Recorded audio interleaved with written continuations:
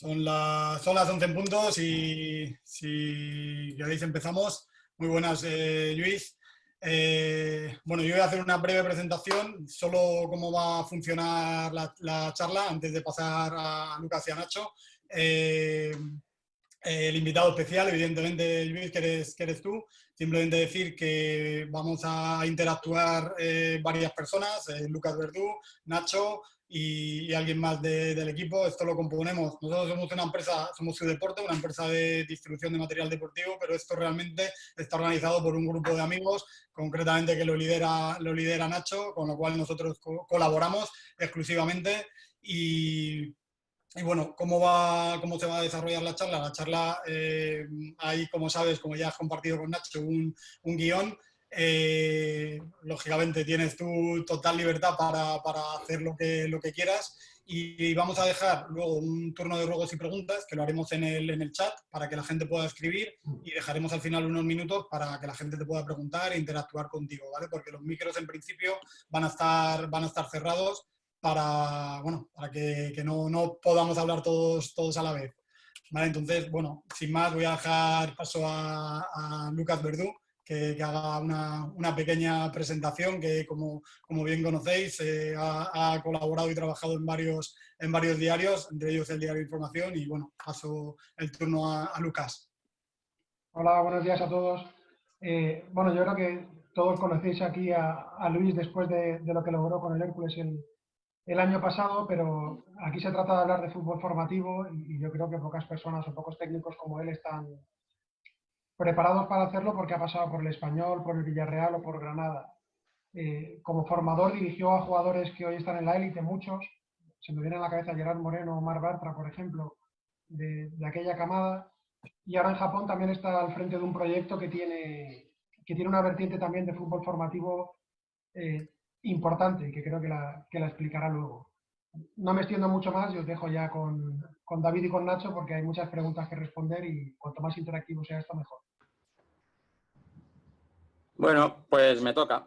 Bueno, yo soy Nacho y contacté con Luis y me llevé la sorpresa de que aceptó a la primera y nosotros encantados de tenerle. Así que, pues vamos en materia. Nosotros lo que pretendemos es hacer charlas todas relacionadas con el fútbol base, con el fútbol de formación, dejar un poco al lado pues las prisas del fútbol profesional.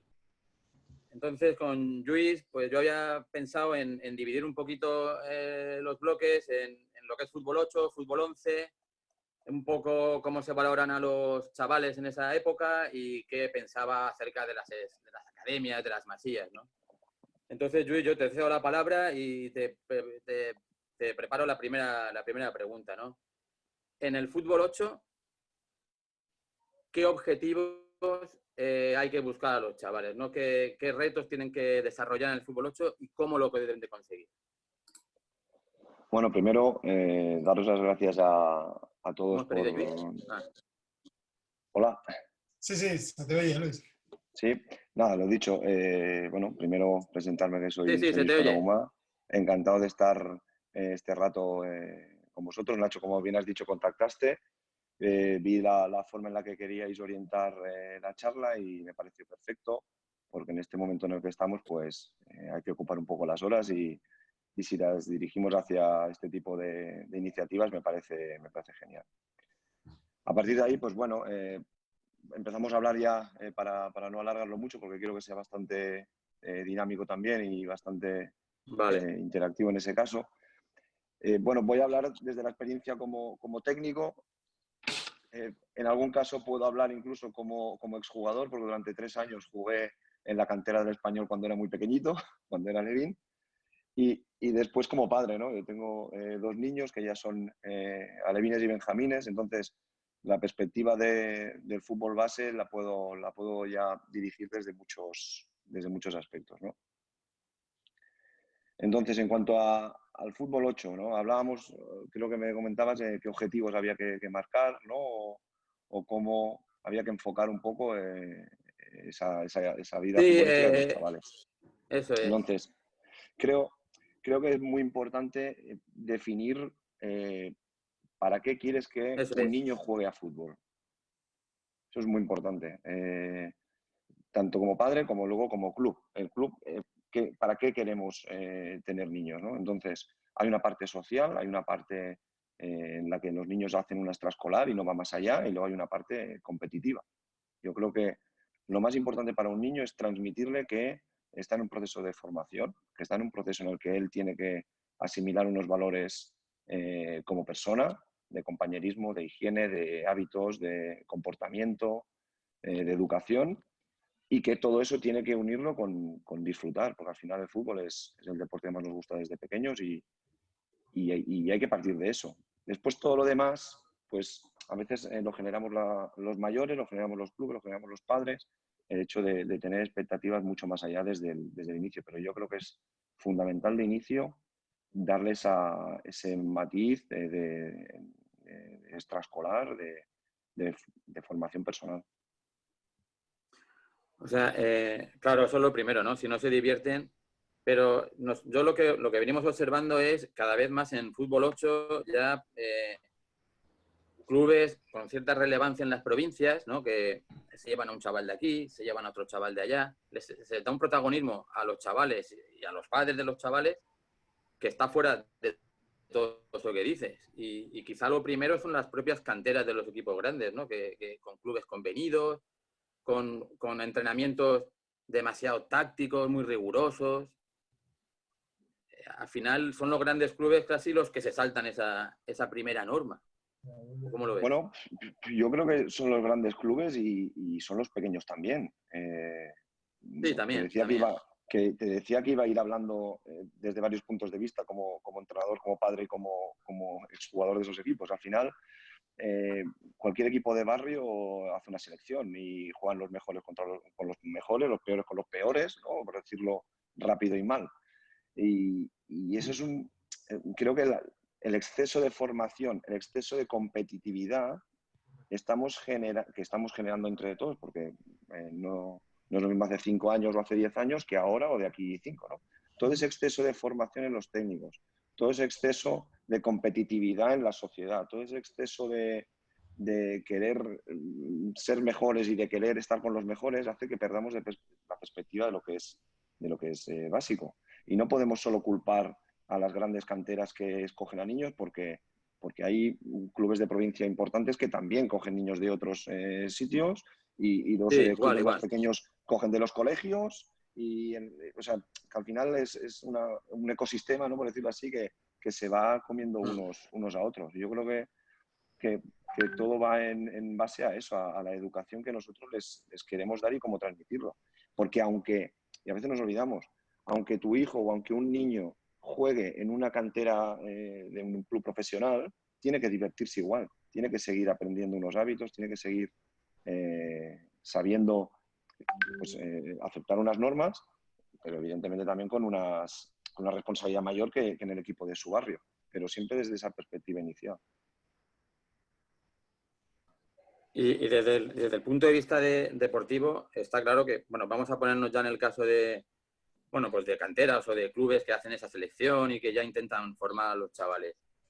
Que como desarrollo de futbolista, aparte de estar claro el compañerismo, ¿no? Y esos hábitos de higiene, esos hábitos de responsabilidad, hacerse la mochila, divertirse, ¿qué hitos deportivos, o sea, no deportivos, sino qué objetivos debe ir adquiriendo el chaval en esa época de fútbol 8?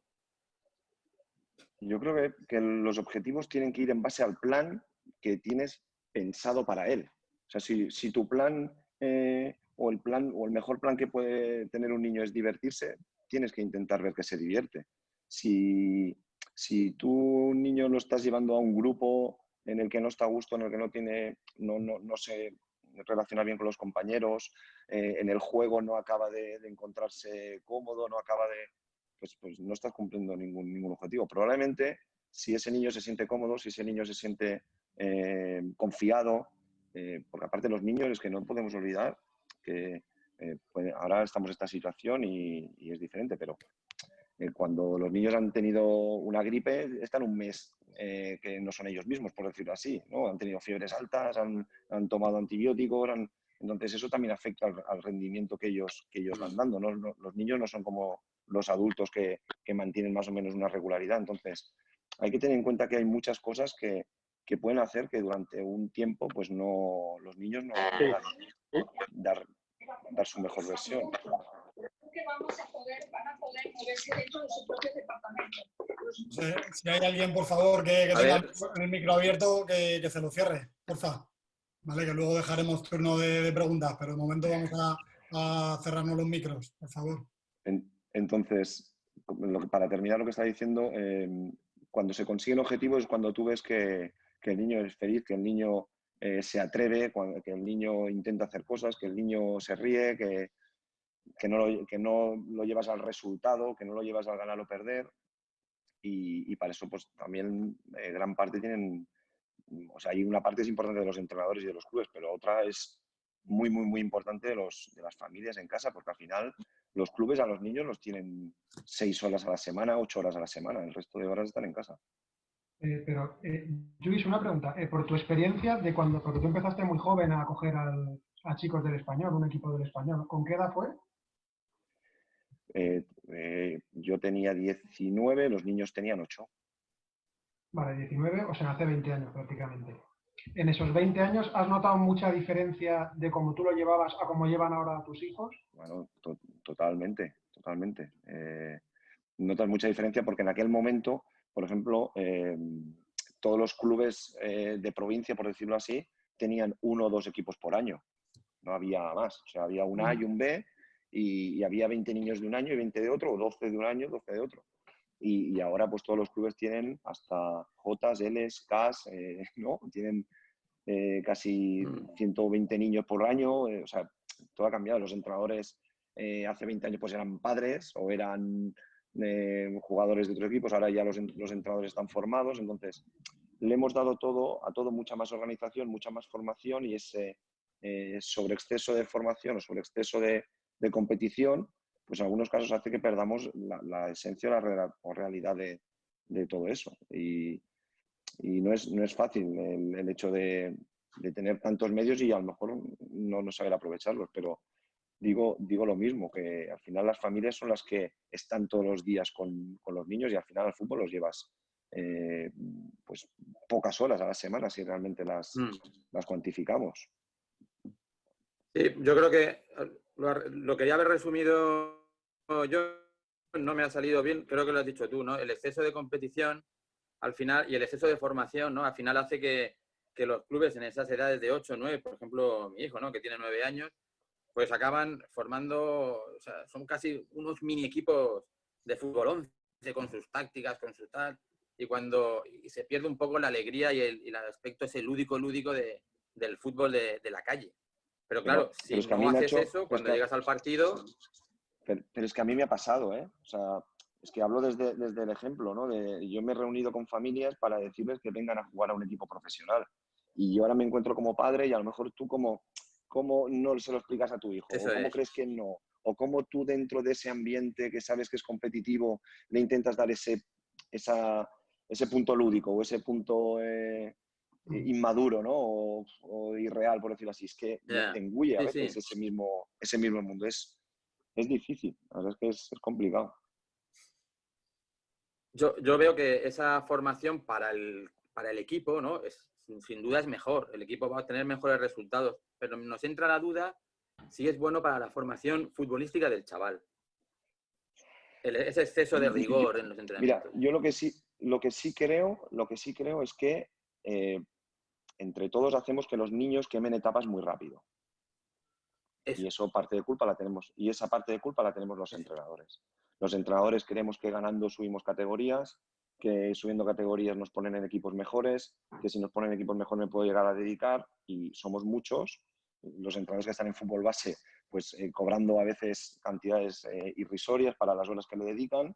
Entonces, la forma de intentar ganarse un sitio, pues puede ser ganando. Entonces, te olvidas un poco de esa perspectiva y todos somos un poco culpables de eso. Y también, como te decía desde el ejemplo, yo también lo he podido llegar a vivir. Pero cuando se instauró un poco esta fiebre de la que estamos hablando, tal vez es porque se vio que profesionalizándolos desde bien pequeños, luego se adaptaban mejor a la competición o ya desde pequeños te podías dar cuenta de No, si el jugador valía yo, o no? ¿O eso es una locura que se ha ido contagiando? no, yo creo que creo que, porque ahora me hace, a veces, os voy a contar una anécdota, hay muchas cosas que empezamos a hacerlas hace 20 años, cuando ibas a convencer a un padre o a un niño para ir al club y tal, claro, y ahora ves que ya lo hacen niños, equipos de barrio con niños para que vayan a... cambia en cuanto a que todo el mundo quiere ser competitivo, todo el mundo quiere tener los mejores. No creo que hubiera o que no haya al 100% una perspectiva de vamos a coger a este para hacerlo mejor y así va a poder llegar al primer equipo o va a ser mejor futbolista. Yo creo que intentas tener a los mejores jugadores de esa edad en función del año. Después habrá clubes que cuidarán más, cuidarán menos y entrenadores que los harán mejorar más o que los harán mejorar menos. Pero siempre se ha tenido en cuenta el hecho de tener que tener, o sea, querer tener a los mejores para poder competir y dentro de esa competitividad interna de tener a los mejores de la edad, pues es una selección natural. Los mejores pues van sobreviviendo. Yo al final cuando era Levín en el Español y estuve 2 años, pues hay dos niños de ese equipo que han sido futbolistas profesionales en primera división, Alberto Lopo y David Catalá, que han jugado en primera división muchos años, o en el fútbol profesional muchos años. Los demás que éramos de ese equipo, pues no nos dedicamos a nada. Y luego hay 2 cosas más. Una, que el camino para ser mejor futbolista o acabar siendo futbolista no tiene por qué ser estar en una gran cantera. Hay muchos jugadores que han llegado a ser futbolistas profesionales sin pasar por canteras. Y que luego el hecho de querer estar en esos equipos tampoco es un 100% de cara a la familia de que pueda llegar a ser futbolista, ¿no? Entonces, es un poco un mundo que se ha creado y que lo hemos ido llevando al extremo de hasta equipos de barrio, pues llevar a organizaciones parecidas a las de un club profesional. Luego, además, con una diferencia, ¿no? Que también se nota mucho que los chavales en estas edades de fútbol 8, la diferencia física, el crecimiento es enorme. Y entonces hay chavales que el campo de fútbol 8 lo ven como una maratón de portería a portería y otros que físicamente han desarrollado. Entonces ahí también se ocultan también las virtudes o un poquito, no sé, que cada futbolista no pueda desarrollar lo mismo porque físicamente es imposible competir. Porque esa competitividad del ganar o perder te hace perder la perspectiva real. O sea, si tú juegas un partido de fútbol 8, en este caso, en la Comunidad Valenciana, y pierdes un partido porque hay un niño que golpea muy fuerte el balón y hace 3 goles de falta y tú pierdes, no te puedes enfadar. Es que no te debes enfadar. por decirlo así, no te puedes enfadar con niños. Tienes que intentar, pues, oye, ser objetivo, ser realista. Bueno, tiene un niño que golpea más fuerte, pues han ganado y ya está, y no pasa nada. Te lo has pasado bien, en qué has disfrutado, qué es lo que no te ha gustado del partido, qué es lo que te ha gustado más, y sacar otro tipo de conclusiones que no solo sean esas, porque entonces llegamos a la frustración del niño de he perdido, no saben por qué pierden, les da un poquito igual, pero las familias y los entornos sí que machacamos que hemos perdido, porque tal, porque igual. Entonces, esa frustración, cuando estás en clubes profesionales y esa frustración aumenta en la derrota o en el no poder el niño desarrollar sus características de la mejor forma, hace que llegue un punto que los niños se desaniman, se desilusionan. Antes, yo creo que ahora los chicos están dejando de jugar mucho antes que hace unos años. Hay chicos con 18, 19, 20 años que ya no juegan a fútbol porque ya están como que... Y alguno de estos a lo mejor ha pasado por equipos de primera división. En la zona de Barcelona conozco muchos que han jugado de alevines en el Barcelona, de cadetes en el Español y de juveniles ya han ido al mejor equipo que ha habido en su zona y ya para jugar en tercera regional ya no han jugado, en segunda regional ya no han jugado, ¿no? Entonces, esa frustración hace que también estemos acelerando el proceso de que los niños se desilusionen y lo dejen antes. Y ya, un poco para terminar la parte así un poquito de fútbol 8, que nos queda claro que lo suyo es que se diviertan. Es difícil, pero que se diviertan sin meter otras cosas ahí en medio. Es bueno que los jugadores ya en el fútbol 8 se empiecen a especializar. Es decir, el que es defensa es defensa, el que es medio centro es medio centro, que es banda es banda. O es bueno que, a pesar de que el equipo no gane, se vaya rotando y se vayan viendo el fútbol desde distintas posiciones, que yo creo que también les hará entender mejor el fútbol. Bueno, a ver, yo tengo mi opinión, no tiene por qué ser la verdad ni la razón, pero por la experiencia, al final cada niño hay que ver qué características tiene. Entonces, hay niños que tienen unas características muy claras en unas posiciones muy claras. Entonces, hacerle rotar a ese niño no tiene ningún sentido. En cambio, hay niños que tienen unas características y se pueden ir adaptando a varias situaciones. En ese caso, el fútbol 8 pues es una buena modalidad en cuanto a que es un espacio relativamente reducido, en el que pueden participar bastante y eso hace pues que se puedan desarrollar más. Yo puedo, antes, cuando ha hablado Lucas de Gerard Moreno y de Marc Bartra, estos dos, cuando eran benjamines, uno era delantero y otro era central. Eso estaba, vamos, clarísimo. Pero también entrené, no recordaréis, a Víctor Ruiz, que está ha estado en el Villarreal, ahora está jugando en el Besiktas, jugó en el Español en el Nápoles, lo entrené de prebenjamín y era extremo izquierdo. Y acabó como central izquierdo. Entonces, hay casos que son muy claros y que a estos no tienes por qué rotarlos porque ya es así, pero en otros sí que se puede dar. No, pero, por ejemplo, el caso de Juanjo Nieto para mí es una cosa extrañísima, porque yo creo que jugó de delantero. ¿Hasta qué categoría? ¿Tú lo recuerdas, Luis, aunque no lo dirigieras? Juanjo Nieto, sí, Juanjo Nieto era juvenil, jugó en el Castellón, en De División de Honor delantero. delantero. Sí. De hecho, creo que hizo goles y todo. Y Sí, ahora, sí. pues en el fútbol profesional está jugando como lateral derecho, ¿no? Entonces, por eso que hay muchos casos que nunca sabes en qué momento se puede llegar a adaptar las características del jugador a la posición idónea.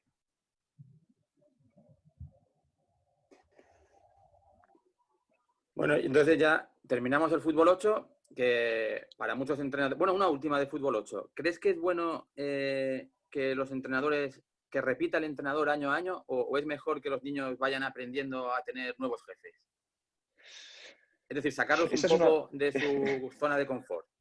esa es una buena pregunta, ¿eh? Es una buena pregunta porque hay opiniones para todo, ¿eh? Yo he vivido de todo. He vivido llevar a diferentes equipos, llevarlos muchos años. En eso no te podría decir lo que creo que es mejor, sinceramente. No lo creo. Porque si un entrenador lleva un equipo varios años, va a tener cosas muy positivas. Los niños estarán en la zona de confort, pero también sabrá realmente las limitaciones y el potencial que tiene ese niño. También sabrá ese entorno personal que en la mayoría de los casos es muy importante conocer. Cada año empezar de cero también tiene sus cosas positivas. Hay niños que pueden hacer que los entrenadores sean mejores, o los vean mejores, o le vean otras características que el anterior no tenía, ¿no? Entonces, todo tiene pros y contras y no sabría deciros qué es lo que creo que es mejor o que debería ser. Sí, ¿no? Se habla de las tres patas, ¿no? De los chavales como grupo, de los entrenadores y de los padres, ¿no? Y si esas tres patas están bien, a lo mejor no hay que tocarlo, porque como es una época lúdica, se lo están pasando bien todos, pues eso van creciendo, se van divirtiendo y van aprendiendo. Quizá un poco vaya por ahí Sí, también, ¿no? Si falla alguna de las tres bueno, patas, pues hay que mover algo. pero ¿sabes qué pasa? Que al final somos personas y el roce, pues, quieras o no, siempre es imposible durante muchos años no hayan diferencias, ¿no? Entonces, todo tiene sus pros y sus contras. Luis, y allí, en Japón ahora Bueno, mismo, y ahora ¿qué pasamos estructura hay así al... por encima? Pues no sé si me has escuchado, nos hemos solapado. Dime.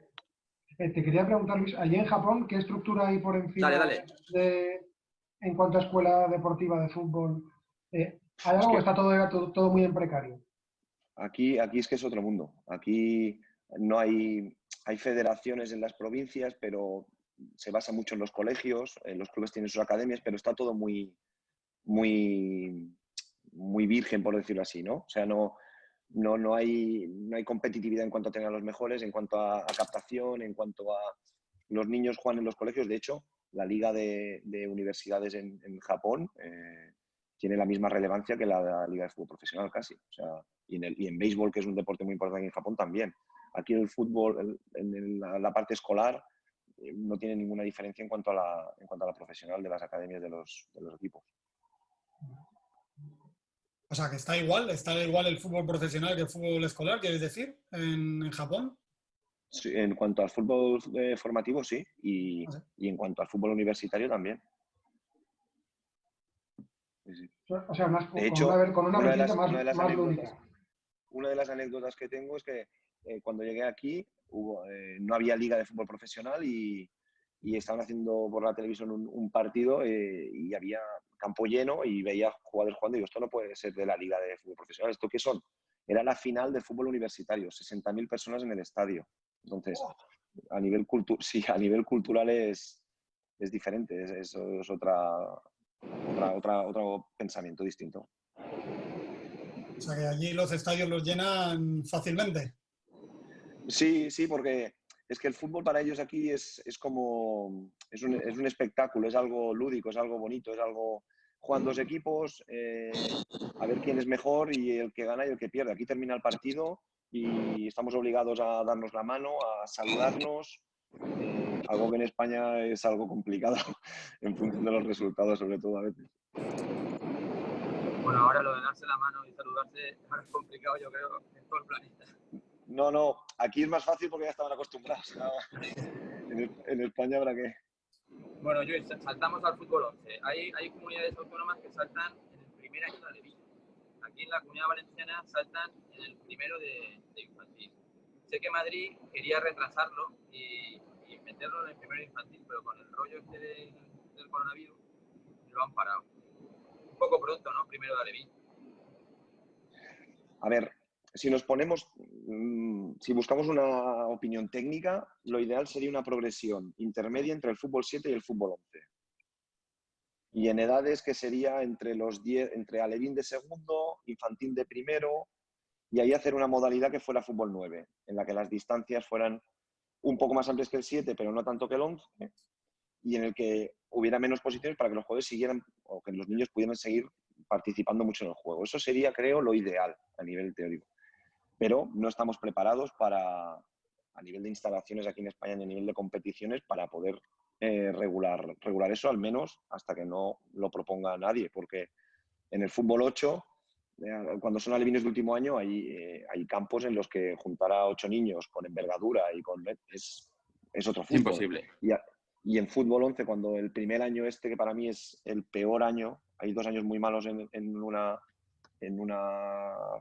un fútbol base o en el fútbol base, el primero de infantiles es durísimo, te encuentras niños de 1,70 m con niños de 1,50 m, te encuentras niños muy rápidos con niños muy lentos, te encuentras con porteros que están en una portería que se les hace enorme, entonces ese año es muy duro, es una frustración muy grande. Y luego el segundo año que creo, ya avanzando un poco, pero que creo que es muy importante también, es cuando pasan de cadetes. Cuando pasas de cadete último año a juvenil de primero, tienes 16, 15 años, te enfrentas a chicos que tienen ya 19 o que van a cumplir 19, en esa edad un poco complicada en general. Entonces, empezando desde alevines, yo creo que habría que crear una modalidad intermedia. Luego, además de deportivamente, esas edades también, personalmente, ¿no? La adolescencia, las relaciones, el cole, salir por la noche, ahí el entrenador tiene que tener una mano izquierda tremenda, ¿no?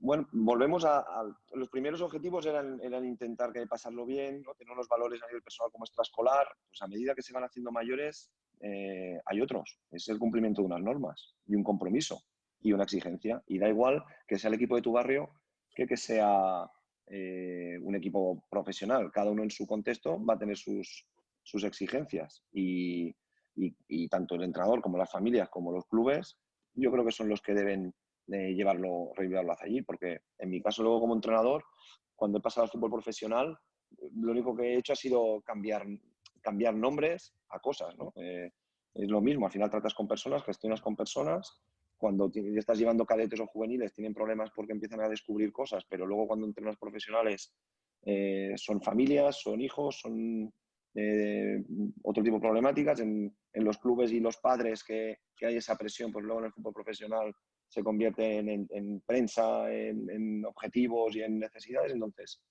como entrenador, tienes que intentar estar cerca y saber siempre lo que los chicos, en este caso en esa edad, necesitan, pero siempre dentro de ese reglamento, de esas normas para cumplir.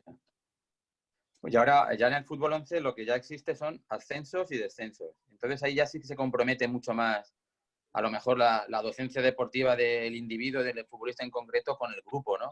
Porque ya habrá cosas que a lo mejor no puedas practicar en los entrenamientos porque ahora sí ya premia salvar la categoría o subir a la categoría que quieras estar. Claro, pero ese es el problema que hemos generado entre todos, esa competitividad, ese exceso. Yo creo que a veces los entrenadores pensamos que ganando vas a progresar y que consiguiendo categorías te vas a hacer, bueno, pues es una forma, pero luego hay otras formas. Y no tienes que basarlo todo en ese momento, en ese momento de la formación que estamos hablando, en ganar o en conseguir una categoría infantiles o conseguir una categoría de cadetes, porque no creo que ese sea el objetivo, porque habrá casos en los que un equipo de infantil a lo mejor no esté bien, pero luego cuando sea cadete evolucionan los chicos, crecen en algunas cosas y acaban consiguiendo otros retos, ¿no? Entonces, no creo tanto en eso, pero lo hemos creado entre todos y cada uno tiene que intentar crear su realismo para que el niño, en este caso si eres padre, o el club, si eres entrenador, pues marques una línea que te identifique. Claro, pero sí está claro, pero a lo que iba yo es que a lo mejor paras la formación del chaval por conseguir unos objetivos. Al final dices, bueno, sí, pero no, es que, no se está formando como... Ya, Nacho, pero es que ganar también es parte de la formación y perder también es parte de la formación. El problema es cuando es lo único. Ya. O sea, tú tienes que aprender a ganar y tienes que aprender a perder y qué haces para ganar y qué haces para no conseguirlo. Pero no es lo único en ese momento.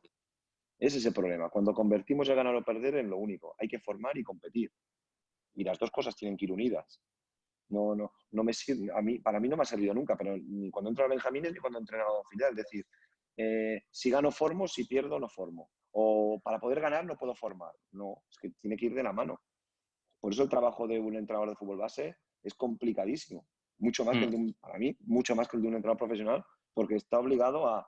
En el fútbol profesional tienes que ganar. Y si ganas, continúas trabajando, y si no ganas, tu trabajo lo pierdes. Pero en el fútbol formativo, no. En el fútbol formativo tienes niños que van a ser personas, clubes que necesitan una idea y una imagen, y tú como entrenador que tienes que intentar conseguir victorias con tu trabajo. Es dificilísimo ese trabajo.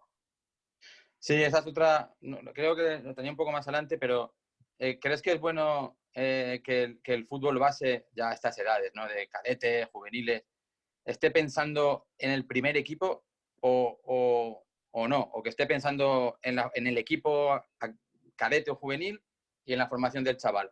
O esté pensando ya en formar jugadores para ese primer equipo en concreto. O sea, el modelo de juego.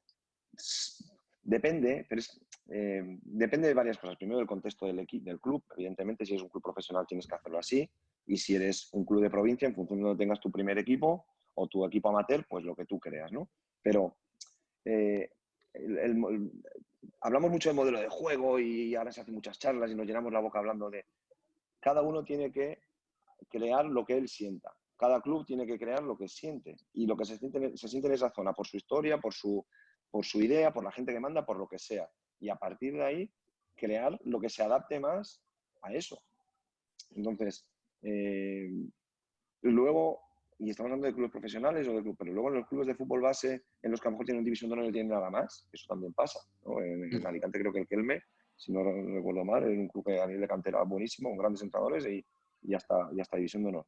Oye, pues ahí se crea una forma y esa forma buscas a los niños para que esa forma se dé, o esos niños que realmente exploten para que se dé ese modelo, ¿no? Pero querer crear un modelo para que todos esos niños jueguen de una forma es muy exclusivo, necesita muchos medios, necesita mucha capacidad, mucha formación y no todo el mundo está preparado para poder hacerlo. Pero eso realmente, Luis, hay muchos clubes que lo hagan. A todos se nos viene a la cabeza el Barcelona y su Masía, pero hay muchos clubes que lo hagan, que lo intentan. Sí que hay clubes. El Ajax, por ejemplo, es un club que lleva 30 años haciéndolo y han habido muchísimos años que han estado fuera del fútbol europeo o de la élite y ahora hace poco volvieron, ¿no? Porque todo depende siempre del jugador, todo depende siempre del niño. Si tú tienes niños y jugadores que se adapten a esas características y que puedas unirlos en hornadas más o menos parecidas, que luego puedan unirse en un fútbol profesional, pues consigues que ese modelo tenga éxito, ¿no? O sea, el Barcelona al final consiguió el éxito de una forma, con un entrenador viviendo 20 años de esa forma, con jugadores durante 20 años viviendo esa forma, jugadores que se llevan entre ellos a mejor 6, 8, 10 años y se solaparon muchos de mucho nivel y eso fue el ejemplo de cómo trabajar durante 15 años. Pero eso no pasa de un año para el otro, no pasa de 2 años para el otro. Estamos hablando de lo de Barcelona, son 15 años. Y vamos a ver si van a poder volver a vivir eso sin tener que firmar, ¿no? Por poner ese ejemplo. Y decía lo del Ajax lo mismo. Han tenido que estar otros 15 años, a lo mejor 10, para volver a estar a nivel de élite en el fútbol europeo. Es muy difícil crear un modelo de juego. Vale, yo creo que nos ha quedado. Y ahora pasamos un poquito de bloque. No sé si o tenéis alguna pregunta relacionada con estos bloques y si no, pasamos. En cualquier caso, las preguntas, un poco lo que hemos dicho al principio. Al final. Sí, para poder interactuar y demás, si las podéis ir dejando en el chat, así luego Luis podrá contestar. ¿Vale? Pues, Luis, desde tu punto de vista profesional, está claro que todos reconocemos a lo mejor pues un chaval que mete muchos goles o qué tal, pero ¿qué talento o qué virtud que veas tú en un chaval te hace esperarlo? Porque a lo mejor sea más pequeñito o más tímido o tenga algún problema familiar, pero digas, este tiene esta serie de virtudes que merece la pena trabajarlo y merece la pena esperarlo. Ya estamos hablando a lo mejor de cadetes o esas edades. Yo siempre he intentado ver cómo un futbolista toma las decisiones o cómo un niño toma las decisiones, porque eso te da mucha información. Cuando tiene el balón, cuando no lo tiene, de mucho. Sí, ha aparecido alguien por ahí, pero ya se ha ido. Ha aparecido Federico ha aparecido. Lo dicho, cómo toma las decisiones, cómo las toma con balón, cómo las toma sin balón, qué decisión toma cuando se expresa con los compañeros, qué decisiones toma cuando se expresa con el cuerpo técnico, con los rivales, con el árbitro. Eso te dice muchísimo de su personalidad. Y luego, por otro lado, pues hay otros, cómo toman esas decisiones para que sus características se vean reflejadas con facilidad. O sea, el jugador que técnicamente es buenísimo, pero es muy pequeño, que es lo que todos nos viene un poco a la cabeza, pues cómo él toma las decisiones para explotar sus características, ¿no? Yo creo que serían un poco las dos cosas, una por la personal y la otra como futbolista. Vaya. O sea, al final, el tipo de jugador que se busca en el fútbol profesional es el que es rápido decidiendo, ¿no? Sí, bueno, en el fútbol profesional el que se adapta a todo eso, ¿no? Porque el que es bueno en juveniles está muy bien, pero luego tienes que jugar en campos con 2.000 o 3.000 personas. En el caso de canteras de clubes grandes los tienes que meter en campos con 20.000, con prensa, con público, con silbidos, con aplausos. Entonces, cuando hay ese paso al fútbol profesional es adaptación al contexto total, independientemente ya de sus características. Y cómo compitan, ¿no? Si un chaval, porque al final los grandes chavales pues van entrando en grandes equipos y luego resulta que compiten muy poquitos partidos al año, porque suelen enfrentarse en ligas donde son muy superiores. ¿Cómo demuestra un chaval que va a acabar el partido ganando fácil esa competición? Es complicado. Pues mira, esa charla en el Español durante los 14 años que estuve, en 2 etapas, una de 12 y otra de 2 en el filial, teníamos la misma siempre. En Cataluña el Barcelona y el Español son los 2 equipos que ganan casi siempre, luego está el Cornellá y la Dama un poco ya por debajo, que son 2 equipos más que también son muy competitivos, pero el Barcelona y el Español casi siempre ganas todos los partidos, casi siempre ganas todas las competiciones. Luego llegas al filial, al juvenil, ya te enfrentas al Mallorca, ya te enfrentas al Zaragoza, ya te enfrentas luego en la Copa de Campeones con equipos y ya cuesta un poco más, que a veces ni ganas. En el filial normalmente estás en mitad de tabla y en primera división casi nunca ganas. Entonces, durante 12 años que has estado formando a un jugador ganador, con mentalidad ganadora, pero que luego tiene que darse cuenta que no es el mejor, porque no tienes el potencial en tu primer equipo como para poder ser el mejor. Entonces, es complicado el hecho de bueno, como tú ahora en el Español pones ese ejemplo, teniendo los mejores, cómo los formas a que luego en primera división lo normal es que no ganen. Ya, ¿no? eso es. Entonces, claro, ¿no? Y un poco al hilo también, ¿qué modelo de cantera te gusta a ti más? ¿El tipo masía, o sea, el tipo residencia, donde los chavales están allí y hacen el cole allí, comen allí, entrenan allí? los clubes convenidos, porque a lo mejor ponérselo demasiado fácil, pues también les aleja un poco de lo que es la realidad, ¿no? A ver, es evidente y yo creo que sería hipócrita si dijera otra cosa. O sea, el modelo de club profesional hoy en día es espectacular para cualquier niño, para cualquier adolescente que está jugando a fútbol. O sea, lo tienes todo y eso es una experiencia importantísima, vital. Se desarrolle como se desarrolle. Eso es lo primero. Por otro lado, creo que los clubes muchas veces pues queremos tener o quieren tener a los mejores jugadores porque es normal que quieras potenciar el talento para luego explotarlo en el futuro. Pero recuerdo también muchos análisis que hacíamos en épocas sobre todo en las del español, en la que trabajaba con cadetes infantiles. Si os hacéis un repaso de los equipos de primera división top en las canteras top, muy pocos futbolistas que son fuera de la provincia del equipo llegan a primera división. La mayoría de futbolistas que llegan al primer equipo son futbolistas, la mayoría en porcentaje alto, habrá casos, pero el porcentaje más alto son jugadores de la zona. Porque esos al final viven con su familia, viven con sus amigos, viven con sus profesores en el colegio, con sus compañeros. Entonces, todo está mucho más estructurado, todo está más controlado. Al final, niños que se van a vivir a 500 kilómetros, 700, 800, 1000 kilómetros, solo pueden ver a sus familias una vez al mes. Ahora suerte que hay videollamadas, pero hace años eso no existía. Entonces, ese tipo de niños era muy difícil y es muy difícil que acaben llegando incluso ahora que tienes todos los medios. Y saliendo un poco, y hablando de medios, ¿ves bien incorporar ya en el fútbol 11 de formación los medios audiovisuales? Vídeos, grabación de partidos, secciones de vídeo, vamos, o lo dejamos un poco más adelante.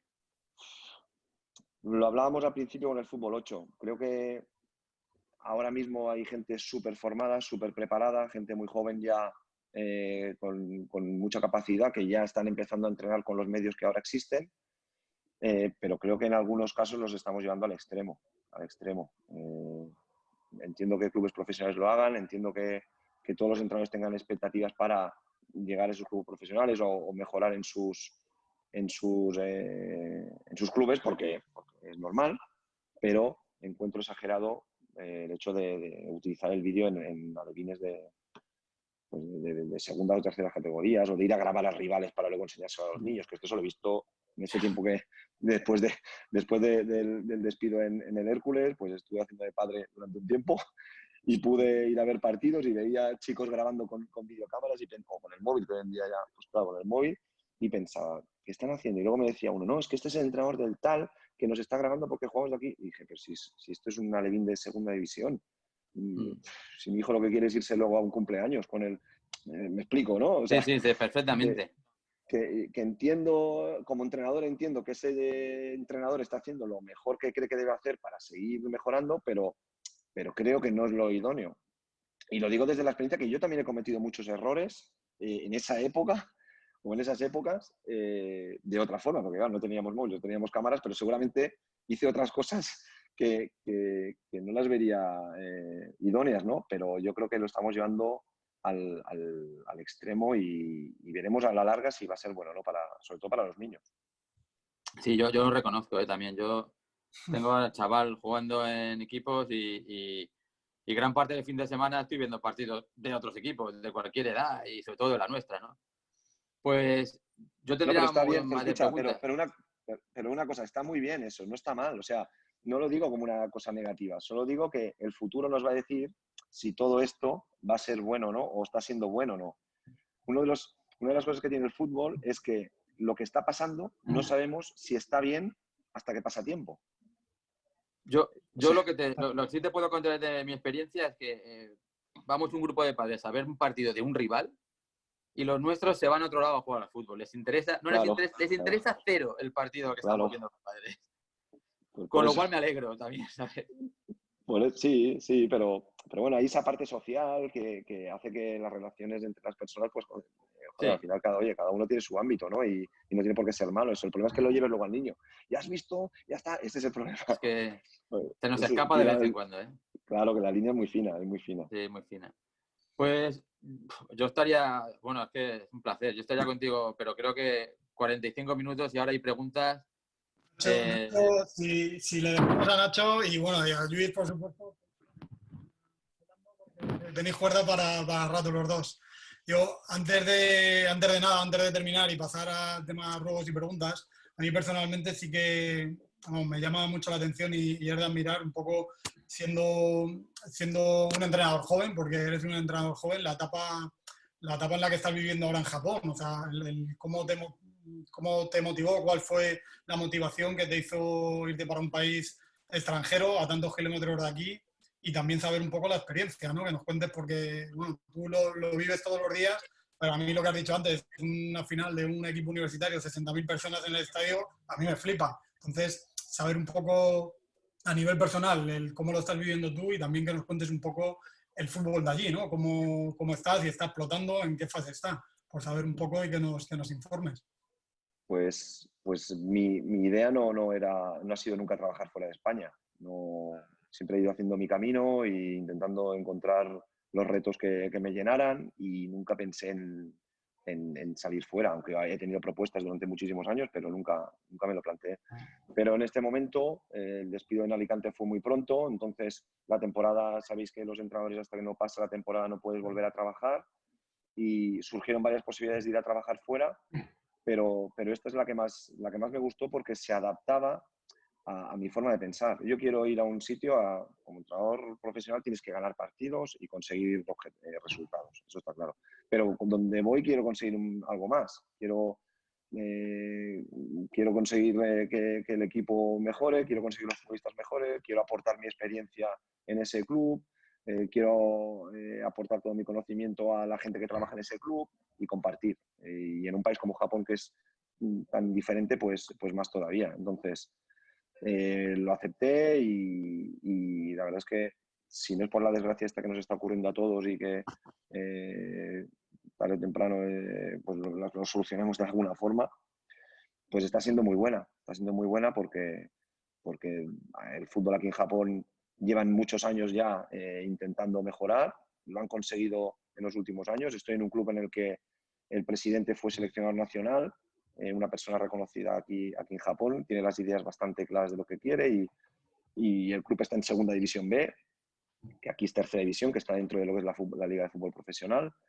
Y es un club muy parecido a lo que sería el Villarreal. Es una ciudad pequeña, unos 150.000 habitantes, va a construir una ciudad deportiva, va a construir un estadio y necesitan pues otras opiniones, no que les digan cómo hay que hacerlo, sino otras opiniones de cómo se hace. Y en ese caso pues yo les podía aportar desde el primer equipo como entrenador, intentar conseguir ascensos de categoría que te lleven al fútbol profesional, pero por otro lado también tu experiencia en cuanto a la formación en cantera. Y aquí el fútbol pues están deseando encontrar la forma en la que la selección nacional pueda conseguir avanzar eliminatorias en un mundial, porque los futbolistas están preparados, porque técnicamente tienen buen nivel, porque físicamente tienen buen nivel, pero tienen que dar un paso importante en cuanto a la comprensión del juego, en cuanto a nivel cultural, que es muy difícil el hecho de sentirlo, de vivirlo, de competir, porque como os decía también antes, el fútbol es algo lúdico, es algo social, no quieren conseguir categorías porque sí. De hecho, puedo explicar una anécdota hicimos un partido contra el equipo potente que hay en la misma provincia nuestra, ¿no? Nosotros somos un equipo de segunda B y hay un equipo más de otra ciudad más grande que está en segunda, dijéramos. Hicimos un partido amistoso, que eso, pues creo que jugar un Hércules Elche amistoso sería imposible en España, ¿no? Pues aquí se hizo y el campo se llenó, había casi 6.000 personas, íbamos 0-0 y yo pensaba, ostras, vamos a ganar al equipo de su categoría. Había un córner y yo allí, venga, el córner, vamos a ver si ganamos. Y acabó el partido y me dijo el presidente, oye, que si no ganábamos que no pasaba nada, que aquí lo que queremos es ver que... Entonces, esa anécdota ya de inicio me hizo ver que esto es otro mundo. Hay que intentar transmitir lo que nosotros vivimos ahí en España, pero ellos van a querer hacerlo a su forma. Y en eso es donde creo que pueden dar un paso adelante. Pero, ¿y ese carácter lúdico, Luis, es solamente en el fútbol o tú crees que en otros deportes también? ¿O forma parte de su sociedad? No, Porque son muy respetuosos. Es el fútbol. Aquí, con el béisbol, por ejemplo, aquí el béisbol es el deporte rey. Yo no lo tenía tan presente. Sabía que competían en béisbol, pero no No, aquí la liga de béisbol es espectacular. De hecho, creo que un equipo japonés ganó a un equipo de Estados Unidos. O sea, el mejor equipo de Japón, el mejor equipo de Estados Unidos. Con lo cual, el béisbol es otra historia. Y también es un deporte universitario, pero ahí sí que lo viven diferente. Pero el fútbol empezaron hace 25, 30 años. Se familiarizaron mucho con el fútbol brasileño. Hay muchos brasileños jugando aquí. Brasil ya sabemos que tiene una forma muy, muy específica de pensar en lo que es el fútbol. Entonces, lo han ido llevando por ahí. Y desde que España pues empezamos a ganar la Eurocopa, el Mundial y empezamos a sacar a jugadores fuera al extranjero, pues yo creo que están intentando ver en España pues qué estamos haciendo. Y Luis, una cosa, a nivel de comunicación, en Japón, evidentemente, dentro de lo que es el equipo, ¿cómo llevas tú la comunicación, tanto con jugadores como con la directiva y aficionados? Pues para mí era una cosa que me preocupaba, porque me expreso bastante con los futbolistas, intento hablar con ellos, para bien o para mal, porque no siempre convences a todo el mundo, ¿no? Pero sí que intentas tener ese diálogo, ¿no? Entonces, claro, aquí es casi imposible. En el club tenemos 2 técnicos que son compañeros míos. En el caso de uno de los 2, trabajamos en el español muchos años, porque vino a Barcelona a vivir, y los 2 estamos trabajando juntos los 3. Entonces, uno es segundo entrenador, el otro hace intérprete. Y lo primero que hicimos fue crear un vocabulario para que yo pudiera expresarme con ellos directamente, no solo a través de dile esto o dile lo otro, ¿no? Sino que durante los entrenamientos, incluso durante los partidos, pues hicimos un vocabulario de unas 20 palabras, de conceptos ofensivos, defensivos, de órdenes, de correcciones de refuerzos, y en eso pues voy, como los indios, ¿no? Bien, adelante, atrás. Pero puedo llegar a hacer charlas con ellos sin ayuda al 100% del traductor y del intérprete, y quiero seguir creciendo, porque también para la vida diaria es difícil salir a comprar o intentar ir a comer. Y un poco en relación a esto que has comentado de que Japón tiene un poco en el punto de mira a España, ¿no? Por los éxitos de la selección. ¿A ti te estaban siguiendo ya? Es que es una pregunta que han puesto en el chat. ¿Te estaban siguiendo ya y salir del Hércules te decidió ir o fue algo que te encontraste después? Pues mira, voy a explicar cómo fue, porque estando en Barcelona, ya cuando acabó todo lo de Alicante y ya empecé con los niños a colegio para arriba, colegio para abajo y extraescolares y tal, me encontré un chico japonés que coincidí con él hacía 6 años estando yo en el español y él viniendo con un equipo universitario de Japón. Y bueno, casi vecinos en Barcelona, y él pues trabajaba en el club en el que yo estaba como director deportivo hacía unos años. Y hablando, pues, oye, ¿y tú irías fuera a Japón y tal a trabajar? Y dije, pues no sé, no me lo planteo, lo que os he dicho antes, ¿no? Y a los 15 días, después de tantos años de vernos, me volvió a llamar y me dijo, mira, que he hablado con esta persona, que es el presidente, están buscando entrenador para esta categoría, y surgió así, o sea, de haberle conocido hace muchos años, coincidir un día a verle y hablarlo. Fue en diciembre todo esto. Bueno, eso es que dejaste buen recuerdo, ¿no?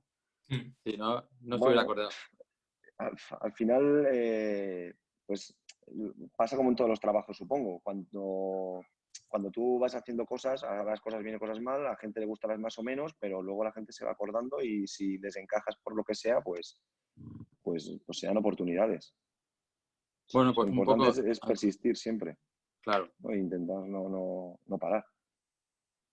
No sé si había más preguntas. Yo por si acaso, hablando del buen recuerdo, y voy a meter una cuñita del Hércules sin llegar a una polémica. Yo fui uno de los que se fue a Ponferrada, sabiendo que aquello era imposible, pero fui porque creo que os lo merecisteis. Si no, no hubiera ido. Entonces, desde mi herculanismo de muchos años, oye, yo te agradezco tu paso por aquí y ojalá hubiera acabado de otra manera, pero bueno, el fútbol profesional, los entrenadores firmáis la entrada y la salida al mismo tiempo. Lo único es poner la fecha. Entonces, bueno, pues gracias. Pues sí. No sé, ahora mismo me queda un poco así, porque la verdad es que fue un momento complicado, porque fueron el de Ponferrada, el de Ponferrada hablo, hablando de ese viaje, porque fueron tantos meses esperando ese día y que fuera de esa forma, era como, y viendo toda la gente que estabais allí, fue complicado el decir, hostia, no puede ser que esto acabe así, o no podía ser que acabara así, ¿no? Y también yo eso lo agradecí. De hecho, cuando salí, recuerdo, hay muchas cosas que recuerdo de ese día, y cuando salí vi a gente ahí en el autocar, intenté pues saludar a toda la gente que pude, y fue increíble. La verdad es que con el marcador que íbamos y llenar toda aquella zona que llenamos, que encima os daba el sol, y terminó el partido No, fútbol no. allí también, o sea, fue increíble. Tuvimos suerte, Luis, tuvimos suerte. Yo del hotel al estadio, cuando vi a que caía, digo, como no tengamos sol, pero tuvimos sombra, ¿eh? Ah, Tuvimos tuvisteis sombra. sombra. Pues estaréis Sí, arriba, tuvimos ¿no? sombra, no Estaréis un estuvo poco más mal. arriba. Sí, estábamos arriba y tuvimos sombra. Luego la afición local del Ponferrada se portó de maravilla con nosotros. A falta de 10 o 15 minutos, no sé si tuviste, porque abajo igual no lo viste, pero empezaron a decir Hércules, Hércules y aplaudirnos a la afición. Yo fue un recuerdo que no olvido, y fue una derrota, pero la verdad que yo creo que todo el que fue allí fue apoyaros a vosotros por la temporada que habéis hecho, por devolver aquella ilusión, porque bueno, no hace falta explicar nada más. Y eso, pues nada, pues esperaremos otros 20 años a ver si suena la flauta. Yo creo que la sensación de morir en la orilla en pocas categorías puede estar más clara que la que pasó el año pasado, porque es que cuántos partidos jugaste, Luis? ¿Cuántos son? Fueron. Somos 44, creo, ¿no? 38 y 6, 44. Hostia, esto es tremendo, porque yo recuerdo en Logroño, en el partido de vuelta, yo estaba convencido de que era el año, por cómo se había dado todo. Y al final, jugar El problema es que, 46 partidos para que... bueno, pero es que la segunda división B tiene esa crueldad o esa alegría. Yo creo que más cruel que el no ascenso del Hércules en Majadahonda, del Cartagena en Majadahonda, yo creo que tiene que haber muy pocos, ¿eh? O sea, que te metas un autogol en el 97 en un saque de banda en el que no había ningún contrario, yo creo que peor que ese, pocos puede haber, pero bueno, los clubes se recomponen. Mira, eso del Cartagena hace 2 temporadas ya, creo, y 2 temporadas después, el año pasado también lo consiguieron, este año al final cada club que está en segunda vez sabe que, sobre todo del estilo del Hércules, sabe que tiene que intentar estar arriba, que tiene que intentar ascender, y que puede ser alegría o puede ser decepción, y puede ser cruel o esa decepción, o puede ser pues una derrota. O al revés, la alegría de la victoria puede ser merecida o puede ser de una... Es que el sistema en segunda vez de competición es tan duro, y a ver lo que va a pasar a partir de ahora, que hace que emocionalmente, después de 44 partidos, pues llegues ya con muchísima batería cargada. Claro. Bueno, Luis, cuando, por cambiar un poco de bloque también, no sé cuánto tiempo tienes firmado contrato allí, por cuántas temporadas, pero saber un poco cuándo, ya no por Alicante, sino por España, cuándo te podremos volver a ver, o cuándo tienes pensado el regreso, si realmente lo tienes. Bueno, ahora mismo firmé un año. Aquí las temporadas son anuales, no son... o sea, no se mezclan años, ¿no? Aquí teníamos que haber empezado en marzo y acaba en diciembre la liga. Con todo esto, pues seguramente empezaremos en julio, que lo tienen que acabar de comunicar, y supongo que adaptarán el calendario para terminarlo en diciembre. Entonces, tengo contrato hasta diciembre, y cuando empezamos a hablar de las condiciones, la propuesta del club ya fue una propuesta a largo plazo, ya era una propuesta de 2-3 años, pero a mí me gusta hacer los pasos con seguridad, con confianza, y hacer un contrato largo en Japón cuando no sé lo que me voy a encontrar, no sé cómo me voy a adaptar, no sé mi familia cómo lo va a vivir. Entonces, preferí hacer un año, hicimos, digamos, ese acuerdo, y a medida que fuéramos quemando etapas, pues íbamos a ver si lo alargábamos o no. Entonces, ahora mismo el contrato va a ser hasta final de temporada, si no hay ningún contratiempo con esto del virus, que ahora pues pocos planes podemos ir haciendo. Claro. Será intentar estar aquí hasta que acabe el año, y antes, o cuando lo decidamos, pues hablar sobre el futuro, a ver qué pasa. Porque a nivel personal, has comentado antes que tienes 2 hijos también que están jugando al fútbol. ¿Dónde están ahora jugando? ¿Dónde los tienes? Pues están en Barcelona, están en un club de Barcelona, que es el Club Esportivo Europa, y bueno, un club mítico de allí. Sí.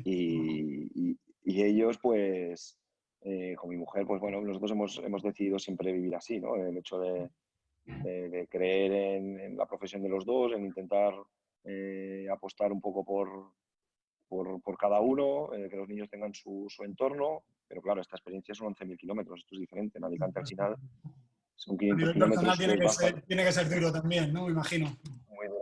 en esta situación ahora que nos coincidió que no pudimos viajar, imagínate, ¿no? Entonces, esa es una parte muy importante también, pero que como familia pues estamos muy felices de vivir como lo vivimos y de momento pues estamos bien. Es muy importante tal como está todo ahora. Pues enhorabuena, de verdad. Enhorabuena. Muy bien, Pues, no sé si hay alguna pregunta más. Si queréis hacer alguna pregunta, ya digo, la podéis poner en el chat, ¿vale? O incluso si alguien lo quiere, se puede poner en el chat y podemos incluso abrir el micro. Si no, Nacho o Lucas, por favor, si queréis comentar algo. ¿Cómo está el asunto a día de hoy? ¿Tenéis fecha para volver a... O sea, ¿estáis entrenando? ¿Hay fecha para volver a competir? Aquí el estado de alarma está alargado hasta el 31 de mayo, pero cada provincia puede decidir si se van levantando el confinamiento, ¿vale? Entonces, nosotros en la zona que estamos llevamos 10 días sin contagios, o esos son los datos que nos pasan. Entonces, a partir del lunes, martes, vamos a poder empezar a hacer ya entrenamientos individuales con el equipo. Y la liga la semana que viene se reúne para decirnos una pequeña aproximación de cuándo va a empezar la competición para poder empezar con el equipo entero el 18. Más o menos estos son los tiempos, pero como está todo, tenemos que ir semana a semana siendo flexibles. Sí, parecido aquí, ¿no? Pues por mi parte, nada más. Darte las gracias, que a ver si coincidimos otra vez. Y nada, eso, muchas gracias por atendernos. Ha sido un placer compartir contigo esta hora. Y nada más, que tengas mucha suerte y que a ver si te podemos ver en España, en algún equipo potente, que creo que te lo mereces. Bueno, muchas gracias, Nacho. Yo ya os dije que me gustó mucho la idea en cuanto la leí y que estas iniciativas que son totalmente desinteresadas y de formación entre todos tenemos que intentar seguir potenciándolas. La verdad, gracias a vosotros por haber pensado. Muy bien, pues Encantados. muchas gracias a Luis y muchas gracias a todos por estar aquí. Y nos veremos en las próximas charlas, que seguro que tendremos alguna. Luis, te deseamos lo mejor, que vaya bien allí en Japón y que tengas mucha suerte. Muchas gracias. Gracias. Venga.